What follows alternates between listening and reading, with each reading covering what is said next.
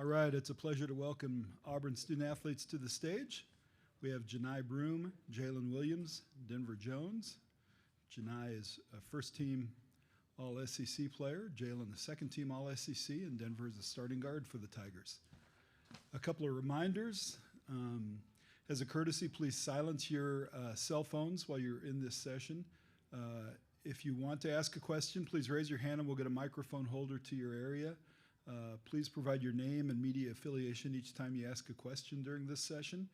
If you're joining on Zoom, please use the raise your hand function for questions. We'll address questions in the room first and then get to the virtual world as time allows. Recording press conferences on cell phones or cameras in this room is not permitted, so you'll have access to those in the NCAA Media Hub shortly after this session is complete, courtesy the Hammond folks and ASAP. There will also be transcripts. And once again, if you can direct your question to a specific player, that's very helpful for the audio people.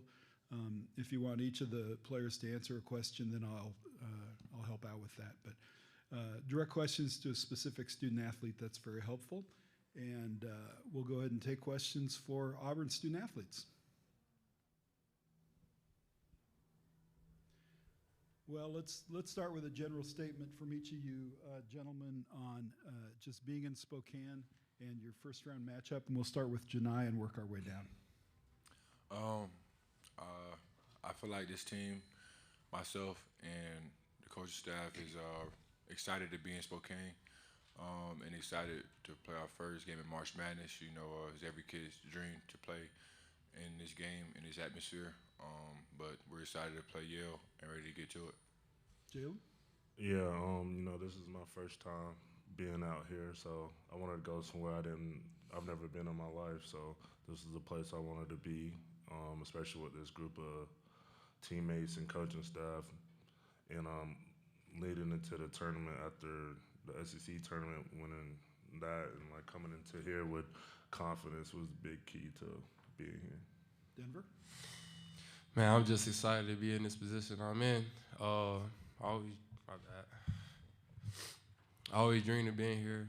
March Madness. This is my first time actually being here, and actually being in Washington, in Spokane, Washington. And I'm just really excited to play and get to the first round. Questions for the Auburn Tigers?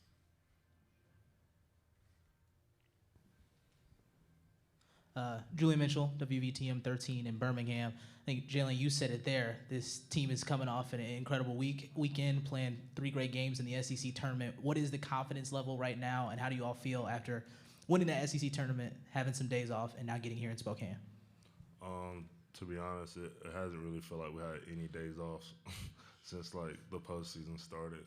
But you know, having a day off the day of Selection Sunday was basically like I traveled back to Auburn and getting a feel back, and then we're back to practicing again. So we always are prepared at the best of our abilities. Our coaching staff get us to that point to where like they give us the answers to the test, and we just got to take advantage of it.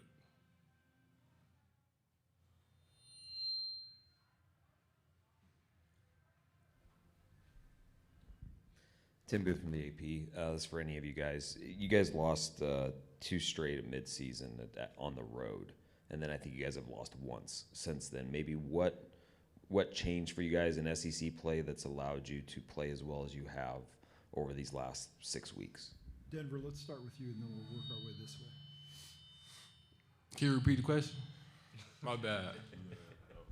Why have you guys played as well as you have over the last 6 weeks? Honestly, really just listen to the great game plan that our coaches have put in play. Thanks to our scout team as well. They prepared us great for the teams that we play in the SEC. So I'll probably say kudos to our coaches and our scout team. Jaylin? I would say for me and like my teammates, we're older on the team, so we understand the whole process. So like 6 weeks ago, like BP would tell us like this is it, like this is our team. So like we gotta go out there and give it our all, and I feel like that hit us, and that just made us more locked in with the scout and the things we eat, like when we go to sleep, and those things really helped us throughout the last 6 weeks. Johni? 6 weeks ago, Um, we was 8 in the country, I think, before we went and lost those 2 games on the road.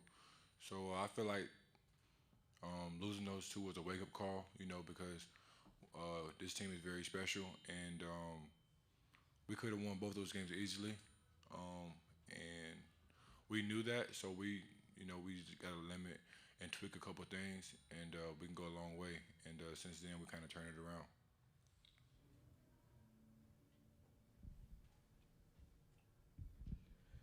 How you doing? Michael Besley with the Black Lens here in Spokane, Washington. Spokane is a space, a city that has little diversity, but it's growing. From young black males' perspective, what would you say to some other young black males who are trying to just work hard at getting to this next level of playing? What would you encourage them or say to them to do? I'll start it off. So, me growing up in a small town, like, there wasn't really much there. So, like, I didn't know that growing up there because, like, that was the norm for me. So, like, I just loved playing basketball. So, if you keep playing and keep enjoying the things, you do the right things, God is going to bless you. So, like, I ended up doing the right things, going to Atlanta, driving 4.5 hours, and, like, it's just you got to make sacrifices if you want to be who you want to be in life. So that's all I'll have to say. Johni, do you have thoughts? Kind of like what Jaylin said. Life's about sacrifices and choices in life.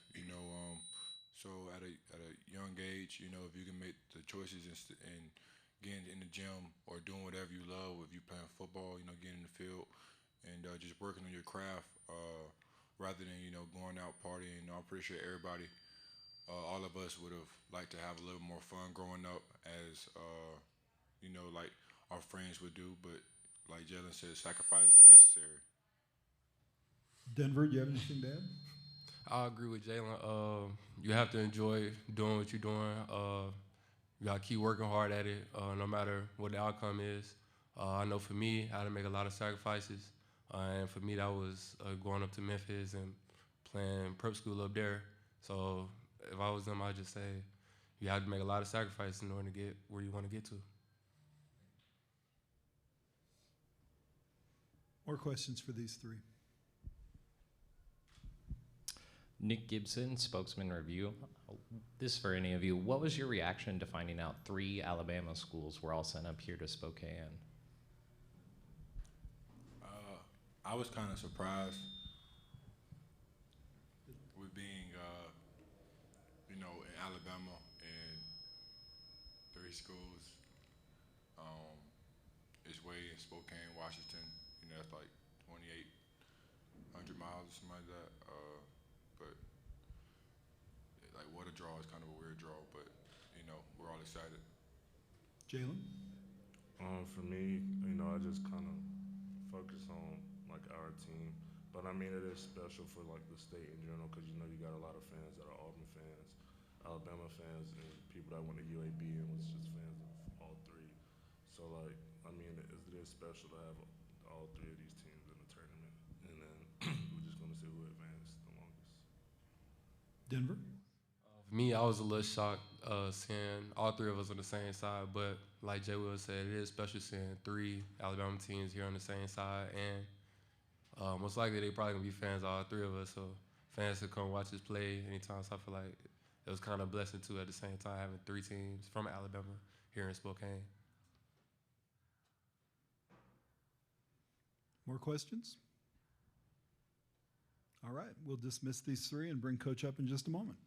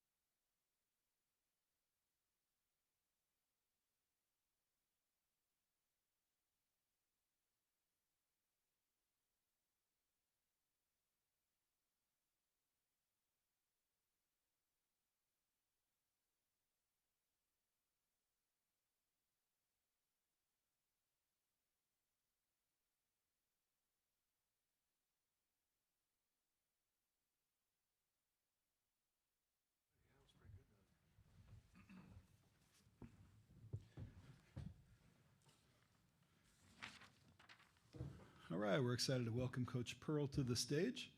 As a reminder, please silence your cell phones. As you raise your hand to ask a question, please provide your name and media affiliation.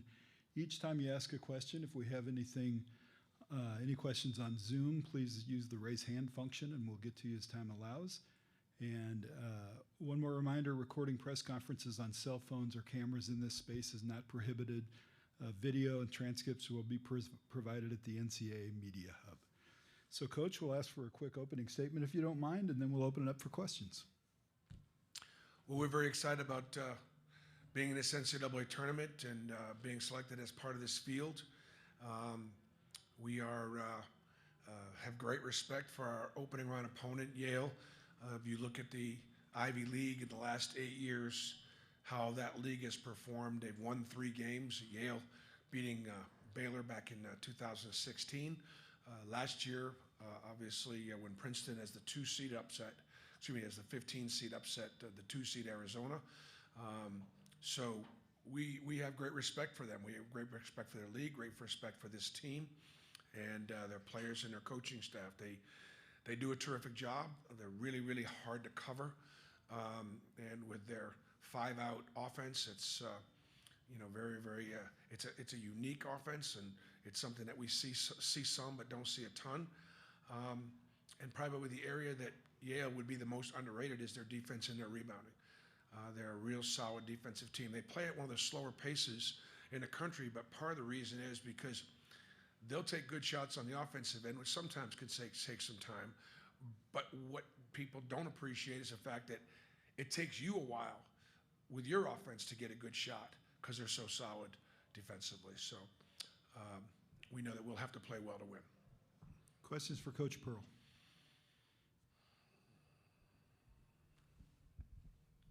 Andy Burcham, Auburn Sports Radio.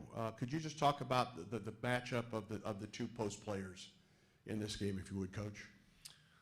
Well, you got, for me, when you talk about Auburn's matchup in the post, you got to talk about both Dylan Cardwell and Johni Broome against Danny Wolf. And Danny is a terrific player. He's one of the best Jewish basketball players in the country, and I'm one of the few Jewish coaches in the country. That doesn't make me one of the best. I'm just one of the few. And by the way, congratulations to Keith Dambrot today from Duquesne, also a member of the tribe. Danny's a tough cover. He is really big. He's got great skills. He can put the ball down the floor. He can pass it with either hand. He can score over either shoulder. He's got a real good feel for the game. And you could say the same thing about Johni Broome. Offensively, Johni could score either side, and he could score inside out. Johni's probably been a 3-point shooter.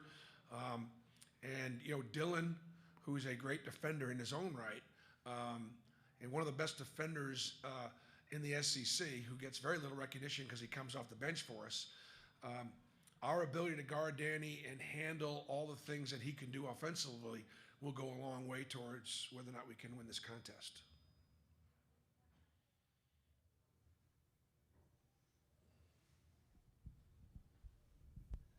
Tim Booth from the AP. Bruce, obviously you guys got a lot of attention for the run you made last week winning the SEC tournament, but you guys have been pretty good for about 6 weeks now. Kind of what have you seen?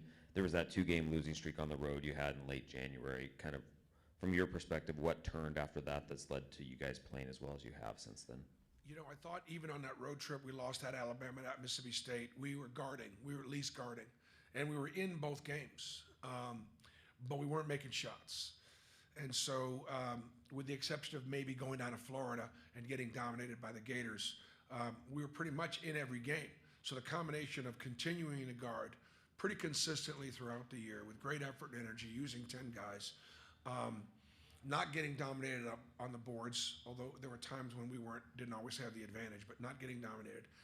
And then doing a better job of taking advantage of our offense, better offensive efficiency, getting better shots, not turning the ball over, as much, and continue to play unselfishly, and actually being a little bit more physical with our offense. You combine all that, and yeah, we've been playing our best basketball here down the stretch.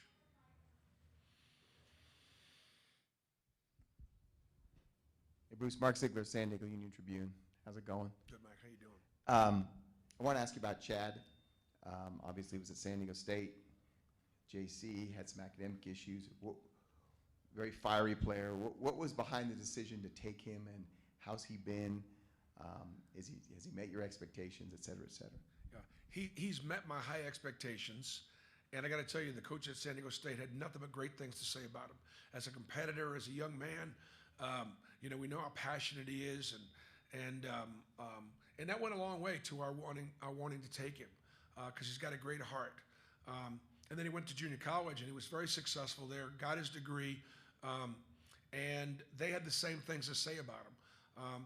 Being in relationship with him, with Chad's important. It's more than just basketball for him. And I knew that if we brought him in, I had the kind of coaching staff. We hold our kids accountable both on and off the court, and we have a high expectation for them on and off the court, and we have relationships with them. This is a ministry more than just coaching. That fit really well with Chad. And then, of course, 2 years later, after he learned from, sometimes learning from some mistakes. I promise you that last year when San Diego State made their run, he was rooting for them. But he also recognized that rather than being down in Pensacola, Florida, he could have been at the Final Four. And he missed that opportunity, and he puts that on himself. And now here you are seeing him back in the NCAA tournament.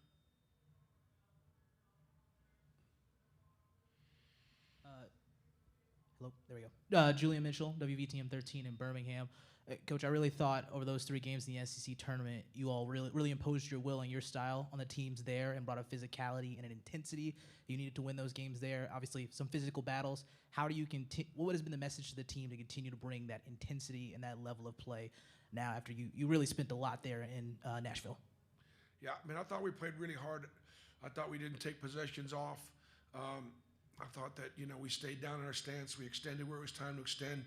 We tried to defend without fouling. And so I do think, again, we were on a mission to go win the tournament. We talked about trying not to lose again. That was something that's sort of been our focus, and one of the things that it's going to take. When you finish second in a league like that this year, and late in the year we went to Knoxville with about 4 games left, and we knew if we could have won that game, then we had a real good chance to win the league regular season. We were right there, but Dalton Connect was just tremendous that night, particularly in the second half. And once we lost that game there, the regular season championship was lost. So we began to then focus on what's the next championship out there, and that, of course, was the SEC tournament. More questions for Coach? Anything else?